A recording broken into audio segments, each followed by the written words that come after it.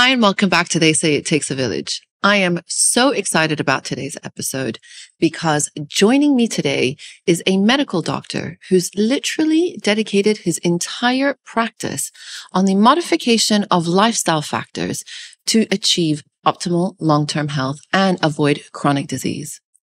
Dr. Nasr Al Jafari is the medical director and functional medicine practitioner at DNA Health and Wellness Center.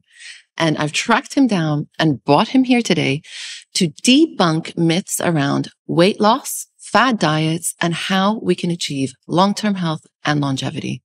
So without further ado, please help me welcome Dr. Nas. Thank you so much for being here. Pleasure. Thanks for having me. Oh, honestly, we were just talking and I was just saying, I feel this episode is literally because everything that's on here is I'm absolutely fascinated by. So I'm just so grateful for your time. Looking forward to it. Do you want to tell the listeners a little bit about yourself? How long have you been in the UAE? And in essence, what is it that you do at DNA? Yeah, no, good question. I get asked this all the time. As you said, I'm a functional medicine doctor. I think it's also important to say that I'm a husband and of course to children.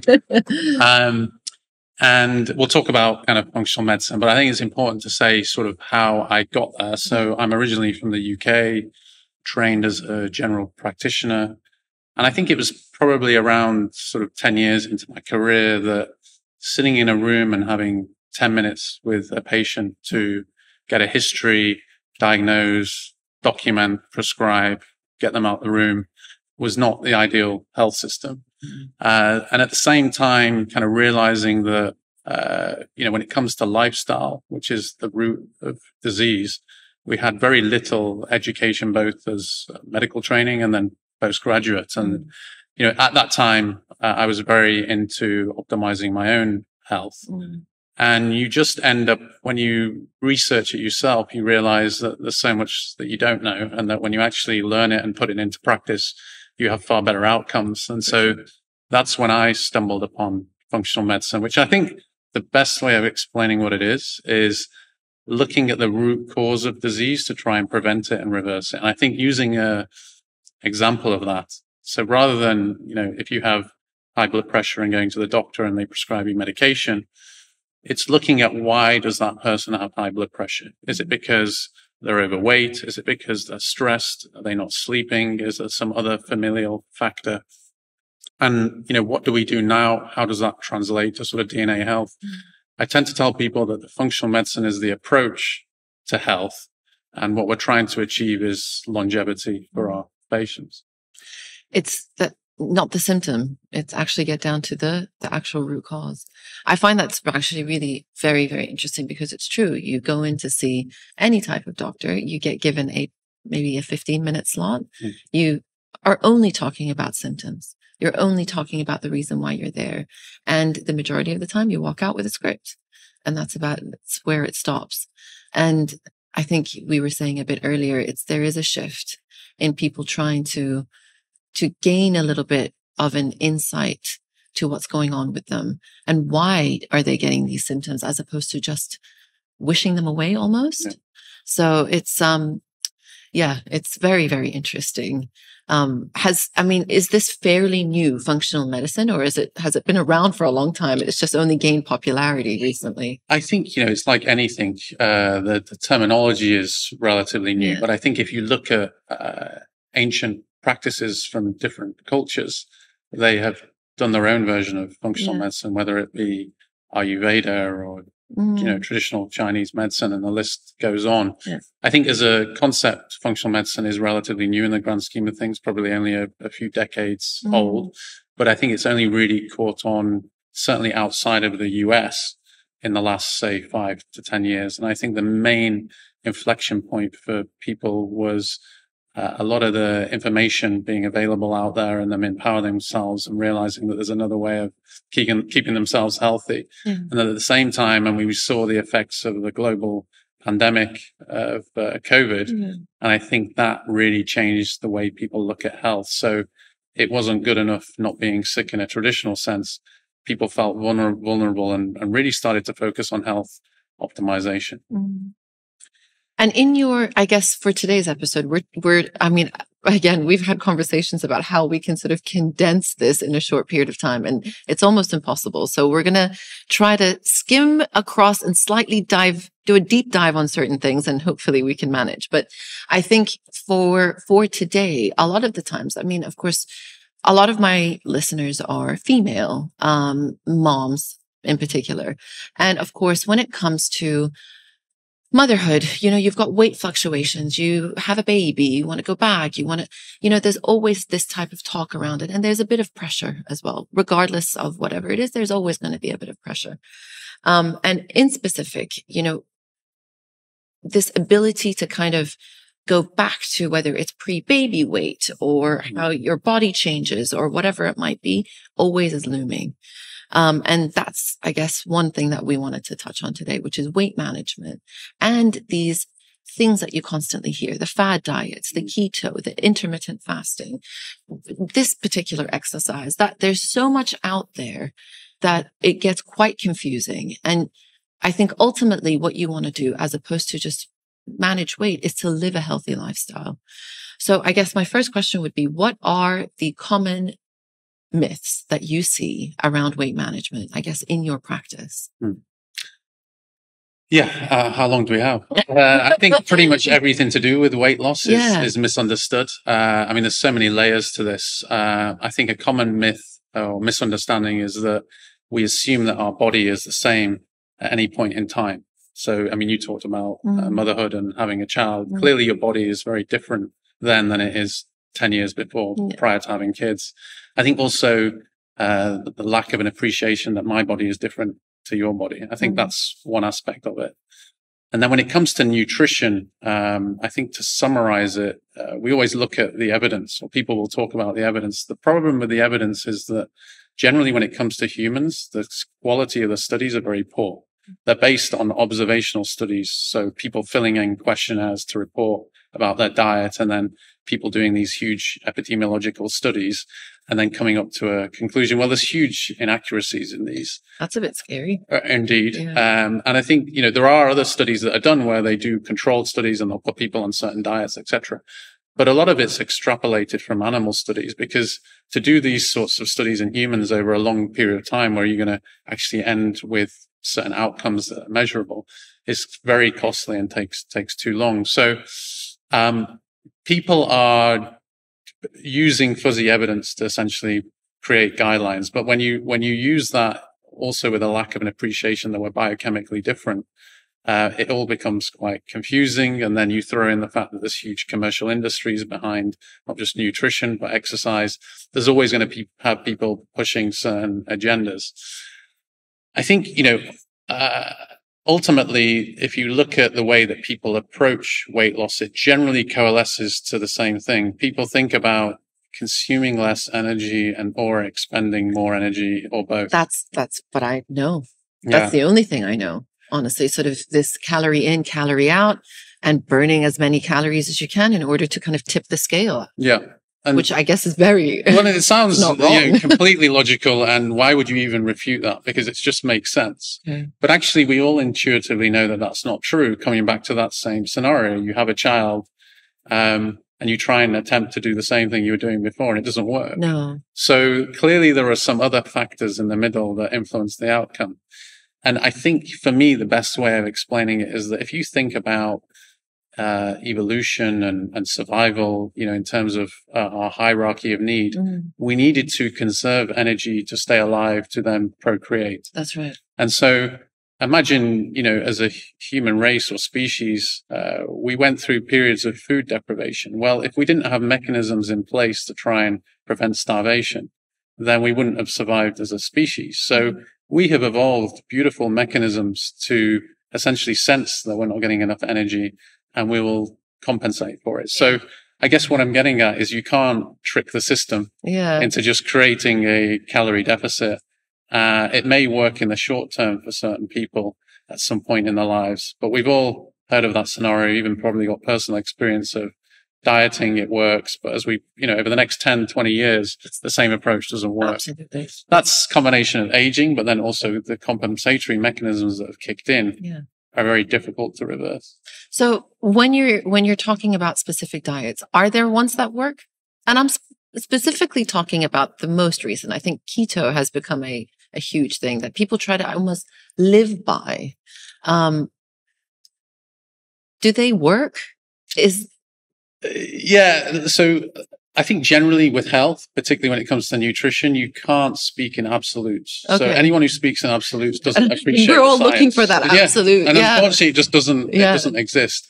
It's not as depressing as that. I think there are some general principles, basic principles, because you can look at it as a really complex problem, or you can just simplify it down. And I think everyone is trying to find this kind of holy grail, and we'll talk about keto in a second, but ultimately it comes down to basic principles of trying to avoid sort of man-made products and eat close to nature as possible. So we know that quality of food is important. We know that eating too frequently and eating too late is an issue. So I guess, that kind of touches on potentially kind of intermittent fasting. That's another one I wanted to get into it. I try to do it, but I don't know how I'm doing it. But then there's also pitfalls with that. And I think there's a lot of misunderstanding. And so when it comes to, because of sort of your question about keto, I think the issue with keto is that we don't yet have enough long-term evidence on its kind of health outcomes. Can be used extremely effectively therapeutically in the short term. Has been shown in populations of people to be effective for weight loss, but there are many other levers and variables when it comes to weight loss. So not everyone who attempts a keto diet is going to work. And so how does it work? Well, often, it's through essentially satiation. So you feel more full, your sugar levels, your insulin is more stable. Ultimately, you will probably end up consuming less calories and expending more. With keto, I find, is it not quite similar to just a very low carb diet? Well, so there is an inflection point at which a low carb diet becomes keto. Your body needs to be generating energy from ketones for it to be a keto diet. I think coming back to kind of extremes, you have keto at one end, you have veganism, I suppose, at the completely plant-based at the other end of the spectrum. Both can be very therapeutic. And if done well, and I'll stress done well, because I think a lot of people do a very restricted, particularly when it comes to keto, kind of bastardized version of it. And so that will have very different health effects. I don't mind them being used in the short term, but I don't think either are necessarily optimal for long-term health. And I guess that's what I'm interested in. It's making people live healthier and longer. For longer, and have it be sustainable, as opposed to it goes this yo-yo effect type of thing. My question is, how does one know how to do it properly? I know that sounds really sort of basic, but it's almost like, let's say you are a person who wants to, I guess, achieve optimal health, whether that's in a weight loss, whether that's more energy, whether that's whatever it might be. How do these diets, can they be almost, is there a document that people can go to and have a read through how to do it properly? Or is it more of a individualized approach that you actually have to go and see somebody for?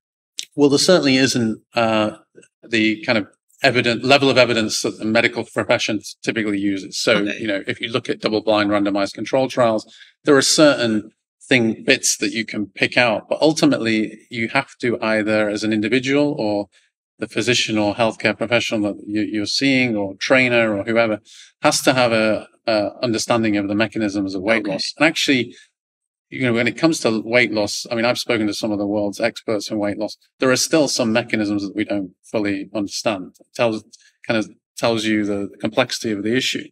But I think the important thing is not to take nutrition in isolation. So for example, we've said that, eating whole food, probably somewhere in the middle of the spectrum. And we'll talk about kind of protein needs, etc., because that's important.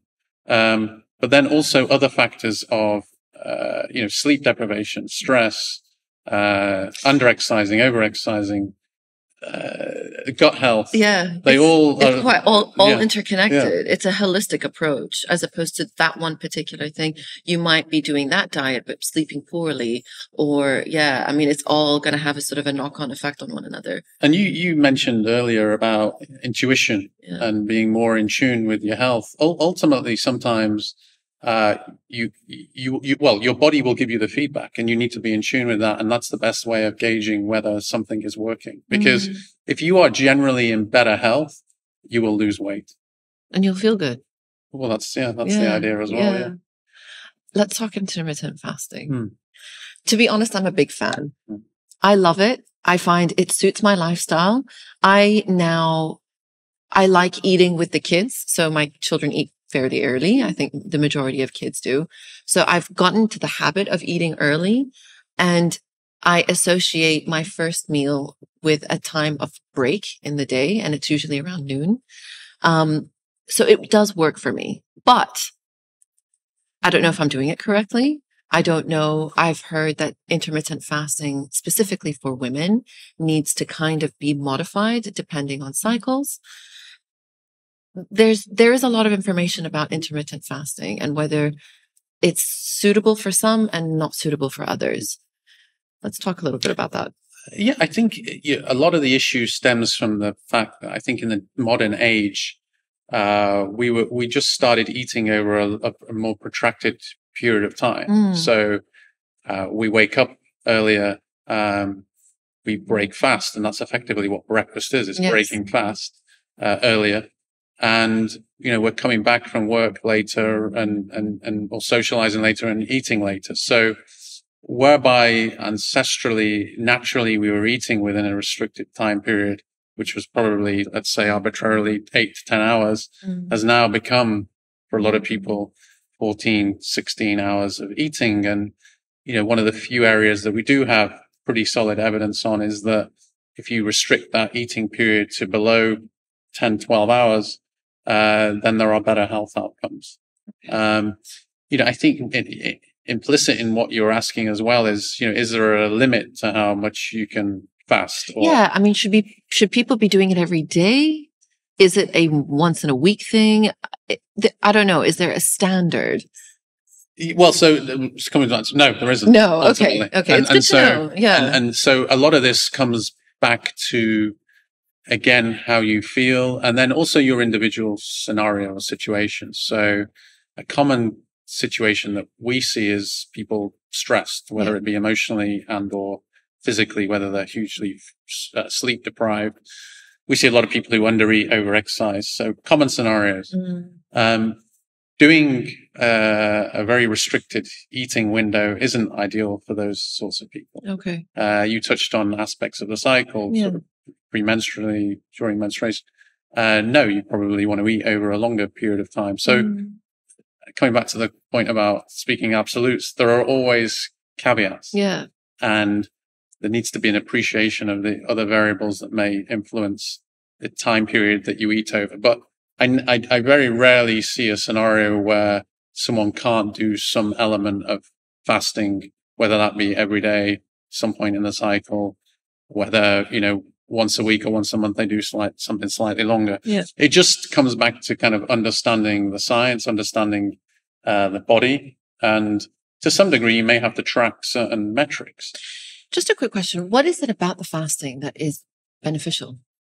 Well, there's two aspects to it. I think there's you're reducing the caloric consumption, but then also there is it comes back to a lot of the circadian rhythm and hormonal balance, because we started off talking about weight loss. Weight loss is not a caloric issue; it's a hormonal issue.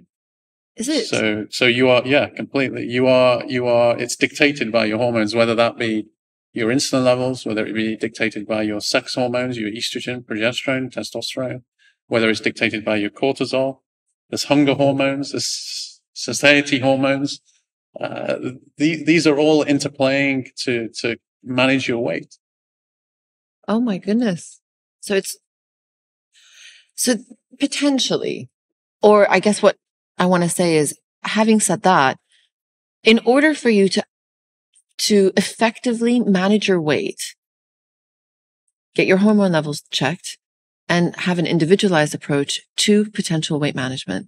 It's not going to work sustainably if you're just going to follow certain trends. 100%. I think you summarized it really well. And I would go as far as to say that, back to that point about kind of the huge commercial industries that push nutrition and exercise, it's usually the first thing that people think about. Yeah. What they don't give consideration to are things like stress and sleep. And we do a lot of weight loss in our clinic. We're dealing with very well-read, educated people who, by the time they get to us, they've already tried the million diets. And I don't question that they do what they say they do.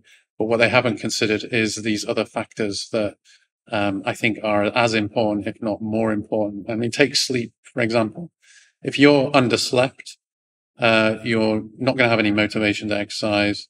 You're going to make the wrong food choices. You're going to be craving. Absolutely. Your stress hormones are going to be high. You're going to be storing fat. So I would say that you have far more leeway with your nutrition and exercise if you're well slept. It doesn't work the other way around. You can have the perfect diet, be exercising, but if you're underslept, you're not going to lose weight. Yeah.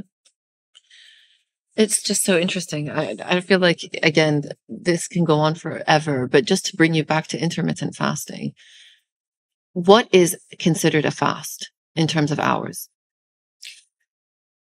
I feel like I need to ask that question. I mean, I don't even know whether there's a kind of strict definition of it. Coming back to that point, I think what is generally recommended, if you can try and in a 24-hour period, if you can try and consume your food in a less than 12-hour period, and most people will do sort of 8 to 10 hours, give or take, then that would generally be recognized as an intermittent fast. Now, there are other forms of fasting whereby some people will do more extended forms of fasting. Yeah, I kept reading about things like autophagy and all sorts of things, and that's sort of like a 24-hour fast or something like that. Yeah, and so what materializes in the science is that our bodies go through this process of autophagy, which is cellular renewal and has been associated with longevity. But I mean, the process of autophagy, which is very difficult to measure, it only really kicks in around about sort of day 1 to 2 of fasting. Okay. So most people aren't hitting that level of autophagy where it's going to have any quantifiable effect. So blood glucose, obviously it goes hand in hand with fasting. Should we actively be measuring? So let's say, for example, people going around and want to maintain a fast. This is just as a scenario. They want to maintain their fast, and you see them with their blood glucose monitors. Is that an effective way to, number one, manage weight? And do the results reflect that? I mean, should we be monitoring spikes in blood glucose? So I think everyone should do it to some degree. Okay. At some point, it's not something that I believe people should be obsessed with and be doing, for months and years on end. Yeah. But it is very insightful for people to understand how their body is reacting real time to what they're eating, when they're eating, in other contexts, again, sleep deprivation. Yeah. Just again, knowledge is power, data is power. Going to a hospital and just doing a fasting glucose it's very limited. It doesn't really tell you what's going on to a certain depth. Whether that helps with weight loss, again, it depends on the individual scenario. So if you have someone who's not losing weight because of another reason, yet their glucose metrics are fine, then it's not going to help with weight loss. Is it, again, correct me if I'm wrong, I'm not very skilled when it comes to blood glucose level, but is it the point that you want to keep it fairly stable and not have the big spikes? Is that what we're aiming for? Yeah. So, what we're actually using glucose for is more a proxy for insulin levels. Okay. And so, that was my next question. Yeah. Yeah. I mean, there is this concept of glycemic variation. So how far your glucose is moving from the baseline. And with that, if you've got quite big spikes, then you're going to get big insulin spikes, and your area under the curve over a period of time of insulin production is going to be higher. And we know that pretty much all chronic disease, give or take, plus all cause mortality is linked to insulin production. So, you want to manage that as well. It's not just about having a lower baseline insulin. It's about controlling that variation. And that comes down to eating whole, kind of real foods, timing of foods, and the other lifestyle variables that we've already got into.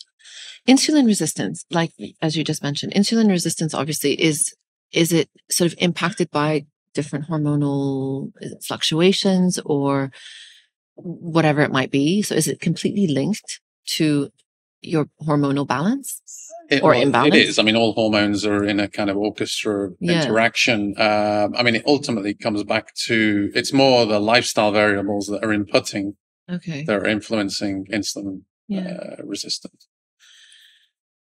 Honestly, there's a lot that goes into it. It's a lot to think about. And then already, the more you go into it, the more you realize there is to learn. Yeah. Now, of course, you touched on, the commercial aspect of weight loss. And I think we've had two big ones, or I guess maybe one big one, two commercial names, which is Ozempic and Mounjaro. What is the cost benefit analysis on these things? I mean, it's taken the world by storm. Are they as what the hype suggests? And is there side effects? I think everyone is wanting to get under that umbrella. So they work in a vast proportion of people whilst you're on them in the short term. Why were they created? I mean, what are they essentially? What is their ideal mechanism? Patient? So the ideal patient they were originally FDA approved for type 2 diabetes. Okay. So the main mechanisms of action are essentially controlling glucose and insulin spikes. Okay. Through controlling hunger and slowing the absorption of food. So it's essentially hacking the system. Now, I think they have to be carefully prescribed, and quite clearly in certain jurisdictions they're not, because certainly there are significant amounts of people that are using it who probably don't need to use it. But I think the other confusion with it is that, and it's playing into people's desire for a quick kind of fix, which has magnificently played into that and created huge amounts of revenue for the pharmaceutical industry.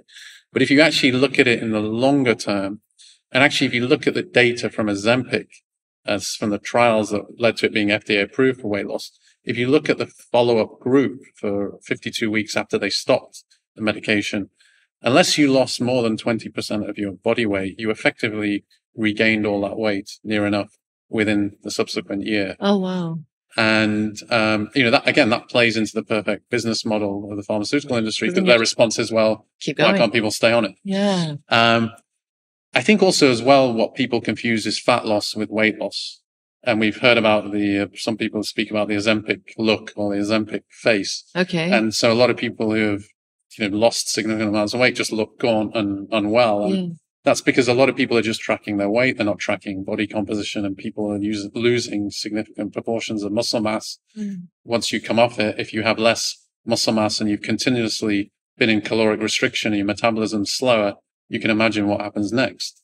A lot of these people will regain the weight and probably end up heavier than when they started. So I don't want to paint it all as doom and gloom. There is definitely a role for it.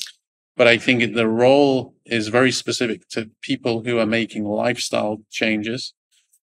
And there are also kind of, I have particular ways of prescribing it. So I do it more intermittently. I may pair it up with other, interventions. I'll stress certain lifestyle changes. I was going to ask you, I mean, is it a matter of just, I think they're injections that you take once a week, right? So is it just a matter of getting those injections, or, you are put on almost like a schedule of things to do in between in that week prior to your injection for, you know what I mean? It's more other additional, factors that could go into it. Yes, completely. And that's how we practice. Yeah. But the majority of people in the market, I think even most people are probably getting it without a prescription. So, it's what I would say is judge it more on the longer term results, rather than just the here and now. It's relatively new. Yeah. People have just started it. How does it work in the sense that you get put, is it on a program? Is it for like a month, 6 months, a year? Well, I think each practitioner has their own way of prescribing it, but they, typically people will be on it for, a handful of months through to potentially years. I prefer doing it more intermittently because, as we've talked about, the kind of metabolic changes, I'm very specific about tracking body composition, making sure you're maintaining muscle mass through protein consumption, resistance training, exercise. There is no strict formula. Yeah. Hence, it's potentially a recipe for disaster for some people. And that's basically the disaster comes in when they stop. Potentially, yeah. But also as well, I mean, people are talking about it like it's a wonder drug for everyone. It doesn't work for everyone. And if your issue is more, you can see where this is going, stress related, or you've gone through menopause and your sex hormones are reduced or imbalanced, there's only so much that an Ozempic or Mounjaro is going to do. And if anything, it may be detrimental. Because if someone's just not eating and in severe caloric restriction, that's potentially going to create even more hormonal imbalance. So if somebody listening to this and is considering Ozempic, what would be your ideal sort of your advice to them? The ideal candidate, if you take it in kind of the pure form, is someone with a significant amount of insulin resistance, with a significant amount of obesity. And once you've selected that candidate, then yes, you need to make sure that, as you mentioned, they're on a right lifestyle program fundamentally, and see it more as an adjunct, and prescribe it responsibly. And I think even in the scenarios of it being prescribed under a physician, as we've spoken about with weight loss in general, there is a complete misunderstanding of the mechanisms of weight loss, not in the lay community, but also in the medical and health community as a whole. So when you have it in the hands of practitioners who don't understand that, then again, it's going to potentially lead to backfire. Yeah. It's very interesting because, like you said, you've got people who potentially don't need it, but are looking for a quick shortcut. And then I'm just wondering, for those, is it as dramatic in terms of when they come off it? The Ozempic or whatever, Mounjaro. I guess what I want to say is, sometimes when you take a particular drug, the side effect might be amplified in some and not in others. Is it almost a guarantee that if you do it without a potential program, that the side effects are more pronounced? No. Okay. No. There will be some people who may keep off and a lot of the weight and they'll be fine. Yeah. But it's unpredictable. Yeah. We don't have, there's so much uncertainty. That's right. And biology and health is so complex that there are unknowns. Can we talk a little bit about the mechanism? I mean, how does it actually work? So two main mechanisms. It's reducing your hunger centrally. It's also slowing gastric emptying, meaning you're slowing down the gastrointestinal tract and the absorption of food. So if you're slowing down that absorption, there's less energy being absorbed. Plus, you're getting lower glucose and insulin spikes. So there's central hunger, lower glucose insulin spikes, lower caloric absorption. What do you think is the future for it? I think, as with anything, there'll be iterations. So I think, they're already trialing an even better version of Mounjaro. I think it's going to be around for a number of years. I suspect potentially there may be some legal cases like any of these blockbusters. Yeah. I think our understanding of it and the market's understanding of it will change over time. It's an open book. Let's see. I think it might be the fact that it's more almost part of a program. I think it should be, like you mentioned. I think to use it responsibly and for it to be, again, sustainable, being part of a program. I feel with anything, if you're going to take something once or twice in your life, that that's not going to have a massive impact for a good 5 to 10 years. But if you've worked it and you've potentially been on something with certain modifications, which you could potentially still carry on, I think that's what you're looking for. That's the ultimate goal. But these drugs have just played into this perfect recipe of just huge emotion around weight loss and the want for a quick fix. It's a perfect business. You talked so much about the fact that weight loss isn't just what it is. There's so many factors that come into play. And of course, diving deep into functional medicine, you guys place a big importance, I assume, on gut health. Mm-hmm. Where does that tie in to potential weight management? So we definitely know that the gut plays a role. Yeah. Gone are the days where we just thought that it was a huge vat to digest our food. Well, that's, Where, and this is since the advent of kind of the technology that allowed us to kind of sequence the gut microbiome. I think it's important to stress that whilst our understanding is a lot better now than it was 10 years ago, we are still in very embryonic stages of really understanding how the gut interacts with the rest of our health. We know it has a hand on everything. Mm-hmm. I think a lot of it also, a lot of the area that we're yet to sort of understand and evolve is that your microbiome blueprint is very different to mine. That's right. And what is a healthy gut microbiome? It's extremely sort of personalized, and I think we're a long way off that.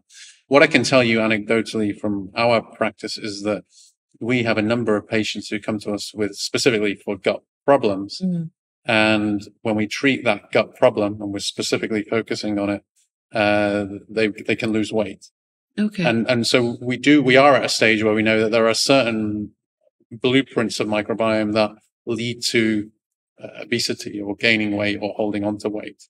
And if we rectify that, someone will lose weight. It's not as binary as that, because even when we're doing gut interventions, we're not just focusing on giving people probiotics, prebiotics, whatever it may be. Mm. A huge amount of the work is outside of the gut. And it's, it always comes back to the same 4 pillars of health. So, take, IBS or irritable bowel. I mean, the average person knows that stress plays a role. Mm. And so, we can be doing all the gut work, but if we're not dealing with the stress component, it's either not going to resolve or it's going to come back.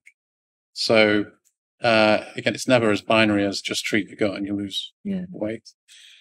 Is it almost, I mean, when somebody comes into your clinic, and is it always, in terms of gut health, is it always presenting with a particular symptom like IBS? Or would you look at, let's say they've come in for something else, would you always have a look at what's going on in their gut? No, not necessarily. Okay. Often you're not just, you wouldn't necessarily use a test for everything as well. Okay, yeah. I think as my practice has gone on, and I guess you become more confident, and, there's a lot of pattern kind of recognition. A good history is actually often far better than doing a specific test. Because the other thing we have to realize is that... like medical history. Medical history. Yeah. I'm fortunate because I get, up to 45 minutes with a patient. So that's a really long time. You need it. Yeah. Because you realize that there's so much in the history that you would miss that is, has relevance. It's true, because you're essentially asking them about their day to day, what they're doing, how they're sleeping, what they're eating, what is their job like, stress level, things like that. Yeah. That does take a very... And so, we may treat the gut without testing alongside kind of other aspects of the health or lifestyle. But, it's always a consideration, but I wouldn't say that, every time someone comes in, regardless. We need to do some sort of test. Yeah. Because there's a hierarchy of what's imbalanced in that particular individual. Mm-hmm. Gut may not be particularly that relevant, yet hormones are, or,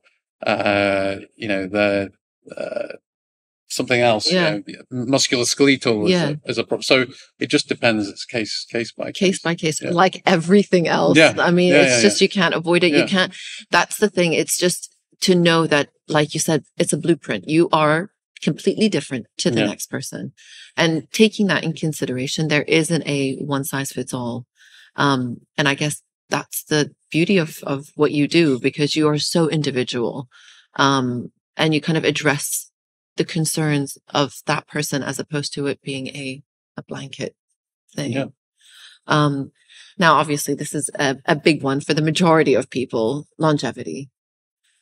How do we, in terms of our lifestyle and lifestyle factors, affect longevity? That's my first question. And then how can we potentially optimize certain things? I know what you guys also do at DNA. You've got incredible sort of technologies and treatments and things like that. But I think in essence, what do you mean by longevity, and where should we even start? I think there's two aspects to longevity. There is, everyone talks about the lifespan, so extending the number of years that you're alive. But I think what is as bigger focus is how healthy you are during those years. And we talk about kind of boxing off that curve. So, say you're going to die at 100, you want to be in good health till you're 99.9, and then your health drops off and you die peacefully. I mean, the thing is, I don't really think about death very much, but I do think a lot about me being healthy for the longest period of time. There's nothing worse than being 98 and in the worst shape of your life. And I know that 98 is quite old, but there are people, I guess, again, I mean, you hear about them, you read about them, you watch them, that they do have a very good, I guess, life and a quality of life up until the day that they die. And then there are people that they could hit 60 or 70 and it's all of a sudden a massive decline in health. So I think everybody wants to operate at this optimal health, either whether it's for their children or for whoever it might be. So that aspect, to live the healthiest version up until your time runs out, is key. Yeah, completely. Yeah. And I think when it comes to the living longer aspect, I think a big part of it is looking at what are the main causes of death. We know by far cardiovascular disease, and alongside that, metabolic disease, insulin resistance, diabetes is the biggest killer. Then you have cancers, and then you have, I guess, neurodegenerative sort of diseases, which is becoming bigger. When it comes to cardiovascular disease, we have pretty accessible metrics of diagnosing or understanding whether someone is high risk of cardiovascular disease. And we're fortunate in that it's a very slow process. So if you capture it early, we have the treatments to control that risk pretty well. When it comes to cancer as well, I mean, I'm of the belief that, if you screen often enough and rigorously enough, you should be able to prevent the majority of cancers. And, that may be a lot more than what you would do in a regular sort of health system screening program. And so a big part of it is preventing the biggest killers. And so once you're over that hurdle, then you're doing pretty well. Now, there will be some genetics for some people whereby a certain condition may kick in that is not particularly predictable, and they slip through the net. But often, now the trends that we're seeing now, particularly in the people that we see, they are touching base with us on a far more regular basis, and we are tracking certain parametric analytics that we wouldn't have done before. And so I think it just comes down to knowledge is power, and people are getting more data and being more preventative about their health rather than waiting till they're sick and relying on testing and analytics that are good at detecting disease but are not great at preventative health. So I think there's a few aspects to it. There's preventing the main causes of death, on top of making sure that you're living a healthy lifestyle, but then doing your regular tracking and analytics.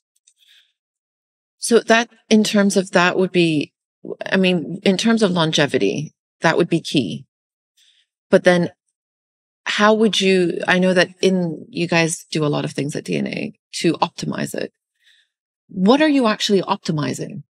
Is it a lifestyle thing? Is it a genetic component? I mean, where does one start to even think about their long-term health? So, we have all fancy technology, but ultimately a huge part of what we're doing is making sure that people are living the best lifestyle for them. And part of that is regular tracking. So the two go hand in hand.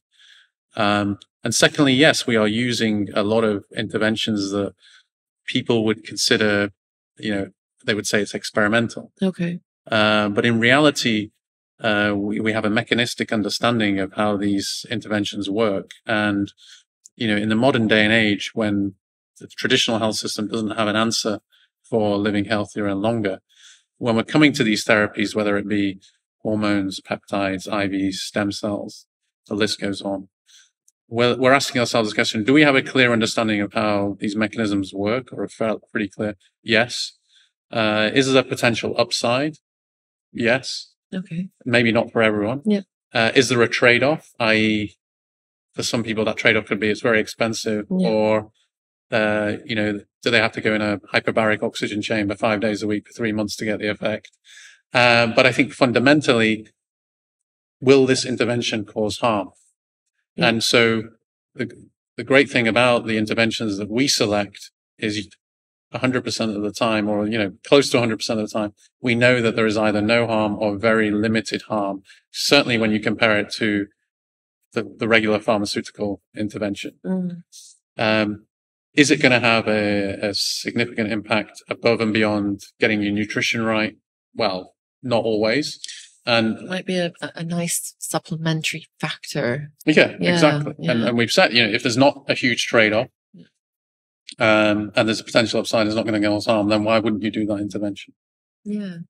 So, it's just changing the way, if you, a lot of people will come to us and, they're pretty optimized. We have to do some tweaks with their lifestyle, and they're looking for that additional 5-10%. Yeah. And so that's when we're getting into these therapies. That's so interesting. That's so interesting. Can I ask, what would be the most popular these days that you see? Well, so I think, interestingly, there's a pharmaceutical compound, called sirolimus, which the brand is rapamycin.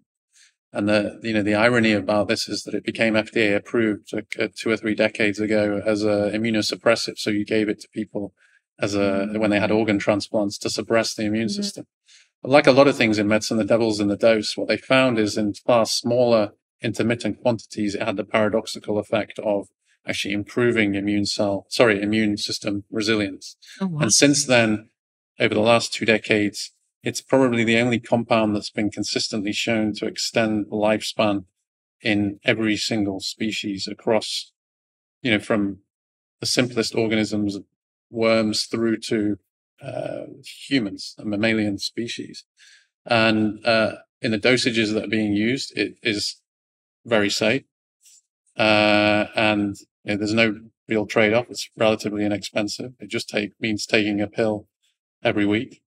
And the data is irrefutable. And so what does it essentially do? It works pretty much seems to work on all the hallmarks of aging. So it's oh my God, you have a magic pill? You have the fountain of youth? I'm making an appointment on Monday. So and people can go and read about it. I'm gonna link it. Say that. What was it called? The sirolimus is the base compound, and the common brand that gets mentioned is rapamycin. Okay. And so that, I think, is the most promising thing right now. You hear of other things. People talking about, well, I've heard of resveratrol and Fisetin and CoQ10 and NAD. And, all these things. Yeah, these potentially have an effect, but the rigor of science behind rapamycin is far stronger right now. Oh my goodness! And so is that keeping you younger physically, internally, the whole thing, the whole package? Is it sort of what feels good on the inside will reflect on the outside? I'm specifically talking wrinkles. Well, I'm 53. Oh my goodness, you don't look it. Kidding. Yes, it's because it's working on a cellular level that will translate through to every tissue and system within your body. Goodness. We have to be careful in managing expectations. You're not going to suddenly, of course, all of a sudden you go back 10 years. Yeah. But I mean, regardless of which, it's good to know that it's there. I had no idea. I'm definitely going to. Well, and we're seeing that. I mean, the great thing is now there are independent studies now that are devoted to looking at compounds to extend longevity. And so there is a lot more of a focus on this area now. I mean, what I would say is that lifestyle will still trump those interventions. Yeah. I mean, take, exercise, for example. I mean, you can de-risk. Do you know, to be honest, that is my other major question. Exercise, when it comes to longevity and a little bit of weight loss, what is the recommended? Is it a full cardio hit training? Is it a bit of resistance training? Is it the combination of both? Should you be exercising every day? Is it 3 times a week for half an hour or an hour or 3 hours? Is it individual? You guessed it. Yeah, it's individual. It's individual to a point. I think, ultimately, if we look at the two main factors that influence longevity when it comes to exercise, your VO2 max, which is essentially how big your engine is, the rate at which you can consume oxygen, is by far the biggest influence on longevity. And then your strength. We know that in old age, people who are stronger have lower risk of disease and live longer.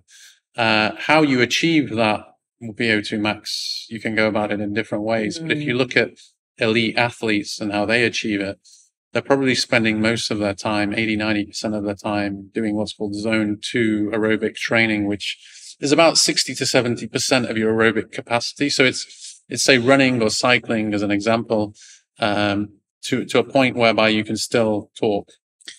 So that's your kind of zone 2, and that's the kind of foundation of building up your engine. And then they'll also do a lot of kind of just 90% submax for a given amount of period of time. Yeah. That doesn't mean to say that you're not going to achieve it through HIIT training, or you're going to get there. And I think for your mere mortal who isn't necessarily an elite athlete, just the rest of us, it's just moving more. Essentially, take the stairs. Well, and to that point, just going from being completely inactive to being just below average, in the sense that you're just moving, walking, doing some form of exercise, you reduce your risk of all-cause mortality by 50% over 10 years. 50%? Yeah. Oh my gosh. So just I think the average person just needs to move. Yeah, that's right. And we are a sedentary population, and we tend to sit on chairs in front of screens. We have cars. Sometimes it's hot, things like that. So we don't move. We definitely don't move nearly as enough. I know that for sure. I didn't know it was 50% though. Yeah. My so goodness. Everyone getting wrapped up in all this minutiae of, I need to do this. It's confusing. Just focus more on kind of moving. I think what you're also touching on in a way is there, I guess the question is there an upper limit of how much you should be exercising? I think the best way of answering that is it depends on recovery. So it's a balance between how much you're training and the recovery that you're giving yourself. Quick question again. I'm not really sure if that is the reason, but is it because of this whole cortisol goes up, you need time for it to go down in order for it to I think that's expand? Part of the mechanism. I mean, a lot of people, we spoke about glucose tracking. A lot of people have these trackers now that are looking at sleep, and you'll hear readiness or recovery scores. They are based on algorithms that are looking at something called heart rate variability, it's just measuring the distance or the time between your heartbeats. And we're getting more sophisticated at measuring things like recovery and readiness. And that's an important part of your training protocol, because a lot of people... How quickly you recover. How quickly you recovered, and just whether you're recovered. Because if you're not recovered and then you're going to go straight into a HIIT session, having had a coffee and not having slept well, that's going to have a detrimental effect. Absolutely. So it's just appreciating that aspect. So now that you have the fountain of youth with you at DNA, and now we need to just move a little bit more. Another big question from my end is, of course, we tend to walk around, and we've been told that we're this sort of walking, talking, inflamed population, that almost everything that we do and touch causes some level of inflammation. Does that have a massive impact on longevity and weight management? Yes. So people will use this term inflammaging. So inflammation ties into it's one of sort of many mechanisms of aging.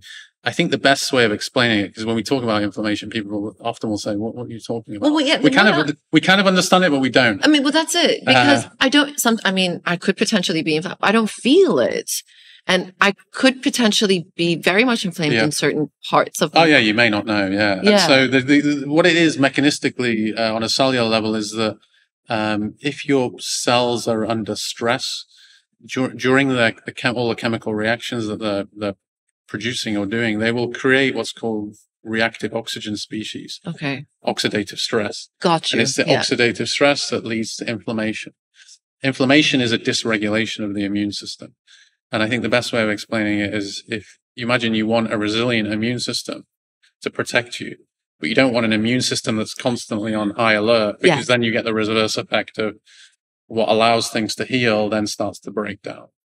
So inflammation basically is your immune system being a little bit charged up. Yeah, and the inability to deal with the stress, current stress, whatever it might be. Yeah. Okay, and that comes in all forms, whether that's digestive, whether it's the things that cause it. Yeah. So it could be your nutrition, the state of your gut, your sleep, your emotional stress, toxins. And it can be an imbalance of that also as well. Imbalance of that with your ability to control that through your antioxidation system. So you'll hear of people talking about phytonutrients and antioxidant supplementation. Yeah. So it can also be a case of not just the input of stress, but also the body's ability to handle it. Just so that people kind of understand a little bit more. So let's say if I'm talking just purely about myself, if I don't have any potential what are symptoms of inflammation? I guess that would be it. How would I know if something is going a bit off? You can't. It's one of those vague things which could present in any symptom from fatigue to changing cognition to a problem with your gut health to rashes. Or it could culminate in no symptoms. So, is there anyone that's not inflamed? No, I mean, we all have some degree of inflammation. I guess it's what's pathological, what's detrimental to your health, and what's not. Yeah. I don't think people should really focus on inflammation as an area of attention, in the sense that it's a symptom of another underlying of an underlying problem. It shouldn't be taken out of context to any other symptom. Good to know, because you hear that a lot. This is going to cause inflammation, and the intolerance to this and the intolerance to that. Does that have anything to do with it as well? Well, I think the reason you're hearing a lot about it is, again, I think it's people playing on terminology, possibly even using it out of context to either push something else. Push something else. This new gluten-free bread. Well, and then it's kind of just like, you hear this term, I've got a leaky gut. Yes. Like, well, what does that mean? Okay, you've got some increased gut permeability, but that's a symptom of another underlying issue. So knowing you have a leaky gut is not the question you should be asking. It's what's causing it. Oh my gosh, it's peeling layers of an onion. It is indeed, never-ending onion. Yeah, a never-ending onion. You have to get down to the bottom of it. So I just wanted to, again, just to circle back to longevity. The word biological age. Can you explain what that means? And should we all be testing or finding out what our actual biological age is? So biological age as opposed to your chronological age, which is the numbers of candles on your cake. Your biological age. I must be biologically 16. That's where I feel like I stayed. Exactly. So biological age is telling us how, I guess, cellular, you're aging as a kind of biological system. I can't think of a better way of describing that.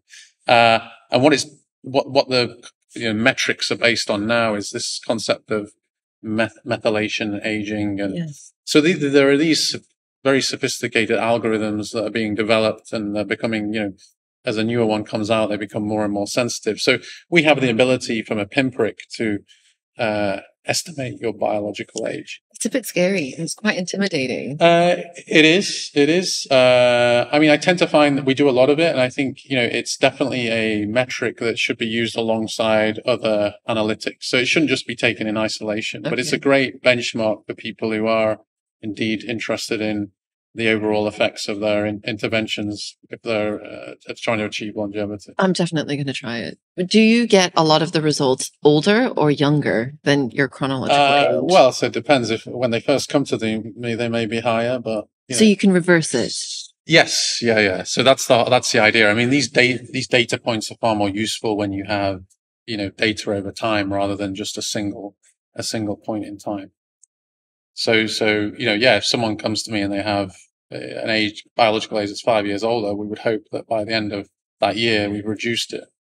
I mean, you also get a metric which tells you what your current rate of aging is. So you have your biological age, but then what is your short-term rate of aging? So it can tell you whether you've slowed down your rate of aging, and that will potentially have an impact on your actual biological age over a longer period of time. So it's reliable. I mean, it's reliable. It's reliable, and it's getting more reliable. I mean, they can even tell you, estimate your year of death, but there's huge ethical considerations around that, and that's not information that they release for obvious reasons. And the idea of slowing down, or I guess, sort of having a lower biological age is, in essence, that's the holy grail. That's it. Just to have that longevity. And for a lot of people, it's an ego massage. Honestly, it really is. It really is. Because I mean, literally, if I was to do it and I would look and my biological age is 10 years older than what I am currently, I'd be like, what? Yeah. What is going on? We need to change something. And is that sort of, I mean, do people come to you just to test that, or they've come to you and this was something that you would do in order to do other treatments? A bit of both, but the majority, the latter. So, people will have seen it or heard about it and then asked for it. But no, the vast majority of people, it's part of a proper program. So health has changed, or certainly within our cohort. So it's very much a program over an extended period of time, usually a minimum of 12 months, where we're doing the analytics phase at the start, quite detailed. And then it's your interventions, and then we're doing some tracking during that period of time, and biological age will be one of those. That's incredible. It's really incredible. I mean, to be honest, this is the first time, after doing a little bit of research on you and sort of doing a bit of background digging, it's not really talked about as often as it should. And I find, would you not, at the end of the day, again, chronic disease and something that can potentially be changed just by identifying these factors, you could potentially mitigate? 100%. Yeah. Yeah. Without having to go down this massive pharmaceutical route with this pill to take, that to stop this symptom. And I mean, it's kind of almost like a one-stop shop here. And you have to just kind of get outside the box. So get released from the shackles of, or the ideology that the health system is all knowing. And a lot of that comes back from, empowering yourself through knowledge as a patient, and then seeking the practitioners who, unfortunately at this moment in time, there aren't very many, if any, people practicing that way, but we're definitely seeing a shift, and it's moving in that direction. It's exciting. Super exciting. I have to ask, because I'm pretty sure everyone's going to be listening, unless they're coming to you, are there specific supplements that one should be taking, at least just an average person, on a daily basis? Or is supplements something that, if you are eating the right thing and you are incorporating all sorts of wonderful whole foods, then they become... I think you will always try and get it through nutrition, but I think it's generally a pretty romantic way of looking at it. The vast majority of people require supplementation. I can tell you what the trends are that we see. So, I mean, everyone knows about vitamin D. Yeah. No one is in the sun, which is the main deliverer of sort of vitamin D metabolism, enough, as much as we used to be. So pretty much everyone needs to be on vitamin D and stay on it, because a lot of people start it and they boost the levels and they just come off it. And the next time you see them, it's just gone back to normal. Magnesium deficiency is very common, and that's one that's not check. Taking magnesium and vitamin D. It's so simple, but it's often one that's never checked. Yes. But I would say that 80-90% of people are deficient in magnesium. Okay. Omega-3 is another one that often doesn't get checked. That we check, and near enough everyone, unless they're supplementing in omega-3. Has an imbalance. I'd say those three are the kind of fundamentals for me. There are other supplements that are kind of available over the counter that are showing promise. So a combination of glycine and N-acetylcysteine, which are amino acids, which have been shown in combination in other species to have very promising effects in longevity. And again, it's probably not going to cause harm. It's inexpensive. There's no trade-off. So why not? There's potential upside. There's another one that a lot of people won't have heard of called astaxanthin, which is a naturally occurring antioxidant. It's what gives fish, they're pink kind of color, whether it's like a kind of lobster or a salmon. Salmon, yeah. And it originally comes from algae. Okay. And that's also shown some interesting promise. So that's an easy one to implement. Yeah. I'd say those kind of realms at the moment are my kind of favorites. Good to know. I'm going to go back I'm going to go back and listen and buy those exact same ones. You again touched a lot about sleep and stress. Would you say, in terms of if you are going into like the hierarchy of stressors, everyday life stress and sleep, would those be sort of top tier? I think so. Yeah. So whilst kind of sugar was the health epidemic of the 20th century, stress is probably the health epidemic. That's so sad, honestly. The difficulty with it is it's becoming more recognized, but it's not as easy to quantify or measure. And secondly, it's not as easy for people to deal with. When it comes to sugar, people understand it. Yeah. It's easy for them to change their diet. Whereas stress, it's not as easy to get away with, to get away from. And I think there's no stress threshold. You don't know when. I think it's, again, very different. What might stress me will be very different to what stresses you. So it's quite hard to say to somebody, stop stressing out over this or take a break, or it's quite an individual thing. I think you really have to sort of take, well, you're touching on stress resilience. So it is ultimately more your stress resilience. So we have different abilities to cope with stress. Yeah. And so it's about limiting the stressor, but it's much, if not more, about allowing your body to be more stress resilient. And I think, again, obvious scenarios. I mean, sleep is probably your best mental health pillar. So someone who is less well slept, and we all know this, you're less stress resilient, you're more anxious, you're more depressed. Very true. I think that would be in terms of a stress buster, just have an earlier night.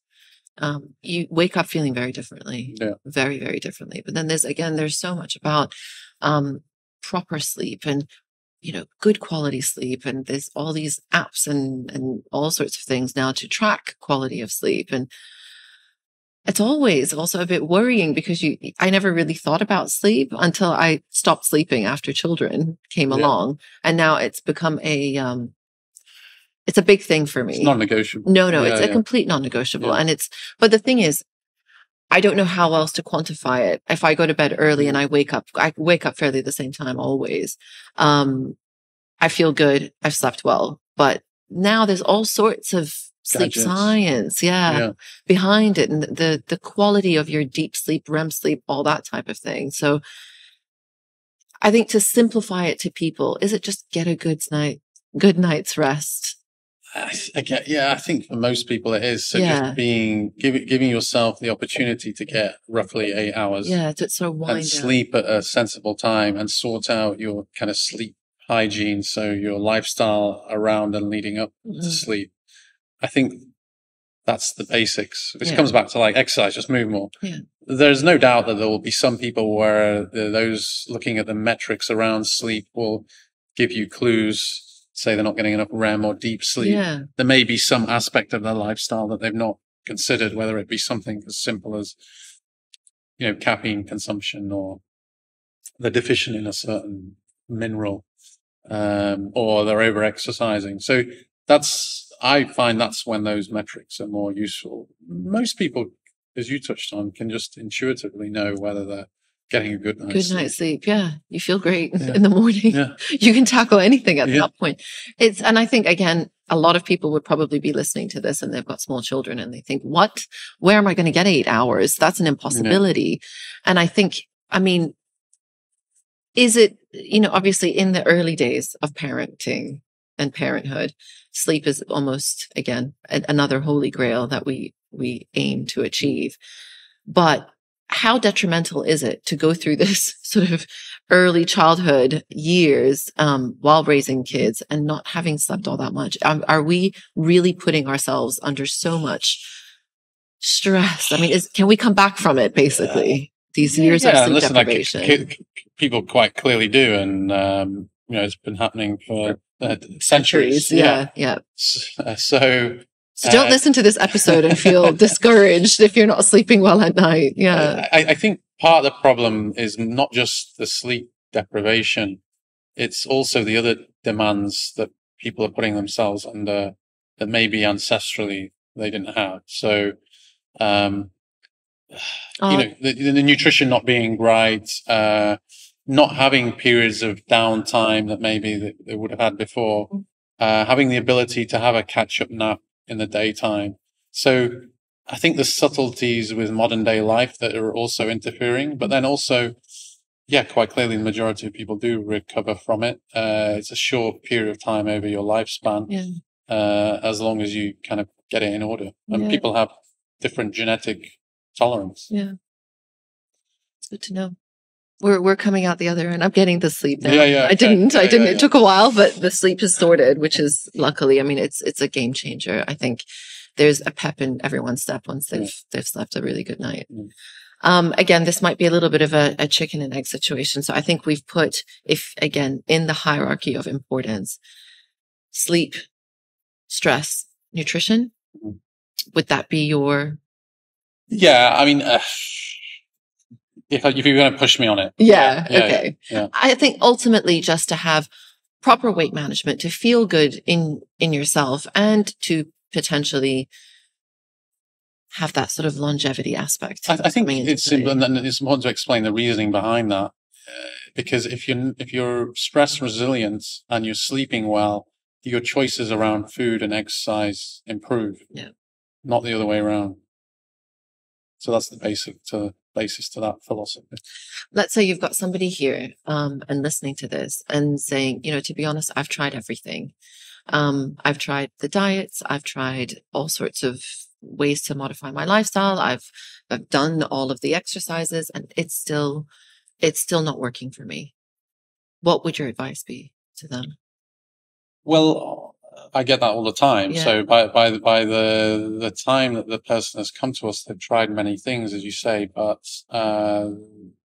it's not been analyzed in the correct way. So people haven't been considering various factors, or if they've considered it, they haven't thought that it is as impactful or as relevant. There's always something that you can do. Now, there is no doubt that there will be some people, and I can take a classic sort of scenario.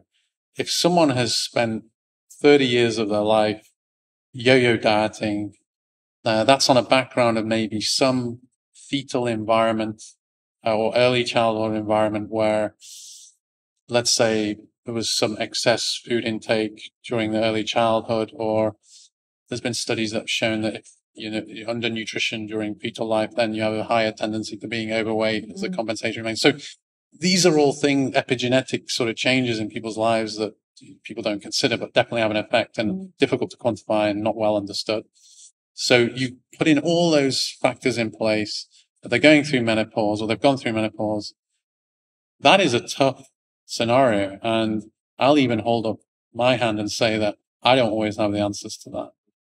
So we will definitely assist, 90+% of people, but I think it'd be arrogant of someone to say that you have the solution for 100% of people, because there's nothing in this world that has that answer. Yeah. But we will damn right go further than the vast majority of anyone out there to get the solution. But there are aspects of biology and interplay with biology and aging that we don't understand that well, or are very difficult to reverse once the problem's kicked in. Dr. Nas, this was mind-blowing, very interesting. I think, again, I've got a time limit and we've gone a little bit over, but I could literally keep you here for another 4 hours asking you questions. It's fascinating. I always I wrap up all of these interviews. I always like to give a little bit of a quote to almost like give context to the episode. So mine for today was: longevity is the reward for honoring your body, nourishing your mind, and nurturing your spirit. Have you got one for us today?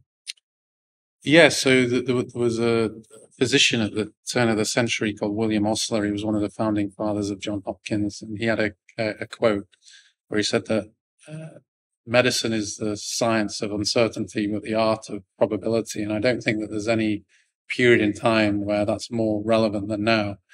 And I think, in a day and age where the regular health system doesn't have the answers for a lot of these lifestyle problems, or, keeping people well and living longer, we have to appreciate, as, you've probably discovered, that biology is extremely complex.